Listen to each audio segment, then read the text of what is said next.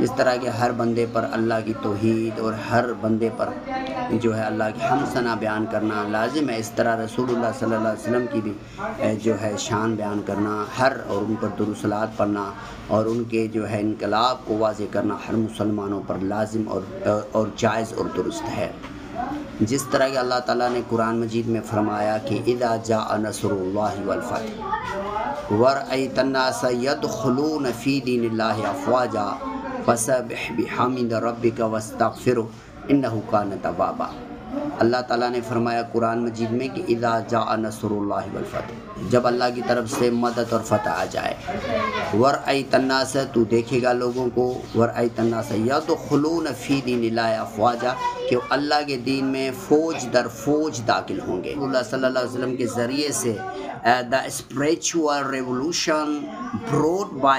our prophet صلی اللہ علیہ وسلم، یہ ایک جو ہے that is the true، یہ ایک that's the reality، یہ ایک حقیقت ہے کہ رسول اللہ صلی اللہ علیہ وسلم نے ایک روحانی انقلاب لے کے آیا، اور اس کو اس طرح سے جو ہے ڈینائی کرنا کہ رسول اللہ صلی اللہ علیہ وسلم پر جو ہے صرف 4 لوگ جو اس کے گھر کے تھے وہی جو ہے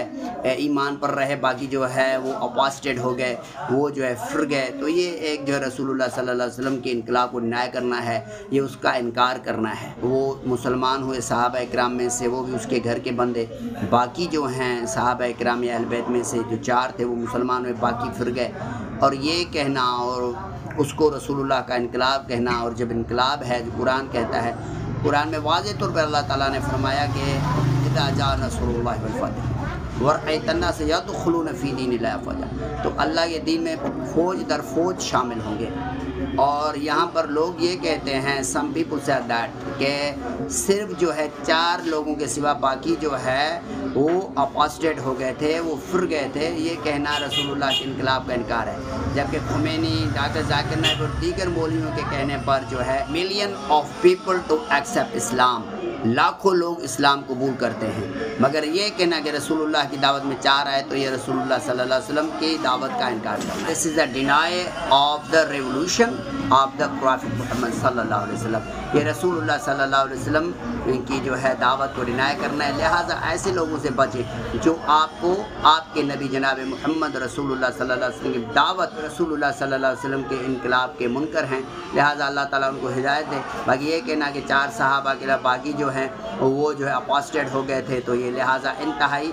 جو ہے غلیظ اور پلید اور یہ گندہ عقیدہ ہے۔ اللہ تعالیٰ سے دعا ہے اللہ تعالیٰ ہم سب کو جو ہے اسلام سمجھنے اور عمل کرنے کی توفیق عطا فرمائے، اور قرآن کی اس صورت پر بھی عمل کرنے کی توفیق عطا فرمائے۔ ہمارا ایمان ہے کہ فوج در فوج جو ہے وہ اسلام میں داخل ہوئے اور ہوتے رہیں گے، اور اسلام کا انقلاب جاری و ساری رہے گا، اور یہ رسول اللہ صلی اللہ علیہ وسلم کا روحانی اسپریچول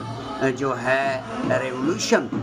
جو ہے اس کا انقلاب ہے۔ یہ کہنا کہ رسول اللہ صلی اللہ علیہ وسلم نے انویٹیشن میں جو ہے 4 لوگ آئے اور باقی جو ہے وہ مرتد ہو گئے، یہ انتہائی غلیظ اور گندہ عقیدہ ہے۔ اللہ تعالیٰ صحابہ اکرام سے محبت کرنے کی اور ان کے نقش قدم پر چلنے کی توفیق عطا فرمائے۔ السلام علیکم۔